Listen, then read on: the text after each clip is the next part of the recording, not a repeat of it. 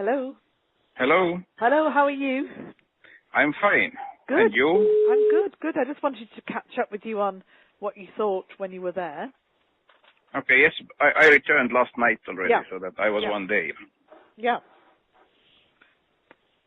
Impressions? Impressions are sad. Mm-hmm. I met with representatives of Regions Party, also new coalition representatives, and also civil society. There is this lady called Olga, who is the head of the doctors. Olga. Yes, Yeah, you know her. Yeah, I do. Yes, so that, well, my impression is in this sense sad that there is, well, no trust towards also these politicians who will return now to the coalition. Well, people from Майдане and from civil society, they say that they know everybody who will be in new government. All these guys have dirty past. Yeah. So that, well, they made some proposals to the same Olga and some others from civil society to join new government. But this Olga, for example, she says directly that she's ready to go to the government only in the case if she can take with her team foreign experts to start real healthcare reforms. Yeah. So that, well, basically it is that the trust level is absolutely low. Mm-hmm. On the other hand, all these security problems, this integrity problems, Crimea, all this stuff. Mm-hmm. Regions Party was absolutely upset. They say that, well, they accept this, that now there will be new government and there will be extraordinary elections, but there is enormous pressure against the members of parliament, that there are uninvited visitors during the night to party members. Well, some journalists who were with me, they saw during the day that one member of parliament was just beaten in front of the parliament building by these guys with the guns on the streets. Yeah. So that all this mess is still there. And of course, this Olga and others from civil society, they were absolutely sure that people will not leave the streets before they see that the real reforms will start. So that it's not enough that there is just change of government. So that is the main impression. So that from EU's and also, well, Estonia's point of view, of course, we should ready to put this financial package together with others. Yeah. This very clear message is needed that it's not enough that there is change of government, but the same real reforms, real action to increase the level of trust. Otherwise, well, it will end badly. Yeah. Because the Regions Party also said that, well, you will see that if the people from the eastern part of Ukraine will really wake up and will start to demand their rights. Some people also with me, they were in Donetsk. Their people said that, well, we can't wait how long still the occupation of Ukraine lasts in Donetsk. Yeah.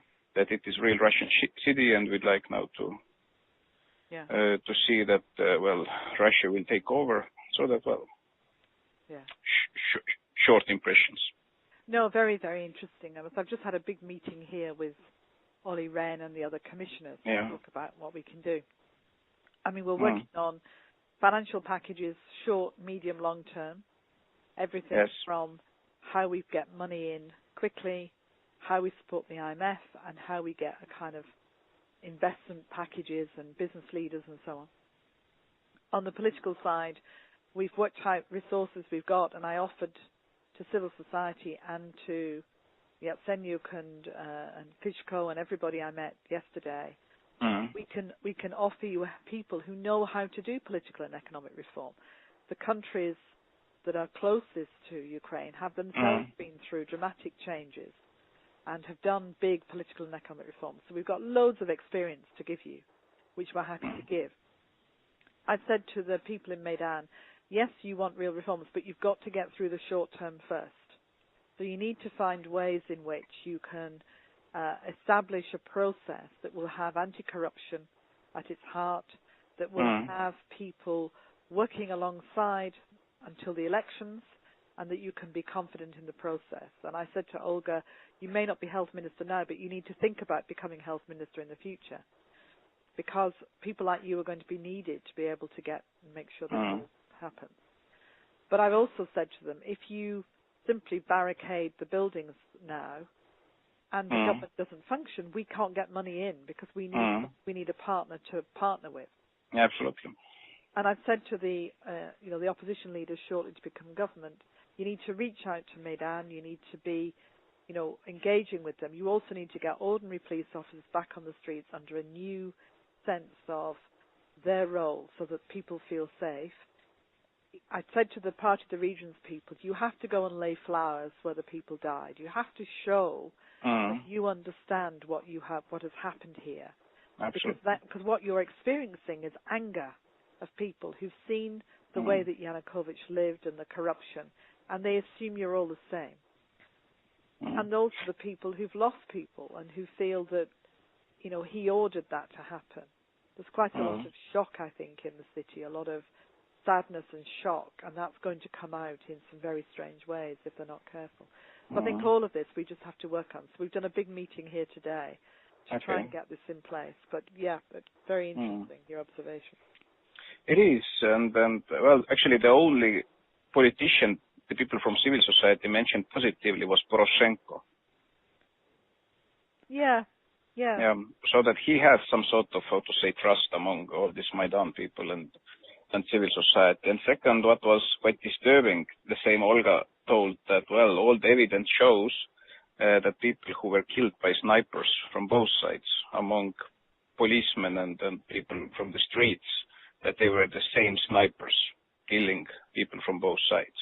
Well, that's. So that, and then she also showed me some photos. She said that has medical doctor. She can, say that it is the same handwriting, the same type of bullets, and it's really disturbing that now the new coalition, that they don't want to investigate what exactly happened, so that there is now stronger and stronger understanding that behind snipers it was not Yanukovych, but it was somebody from the new coalition.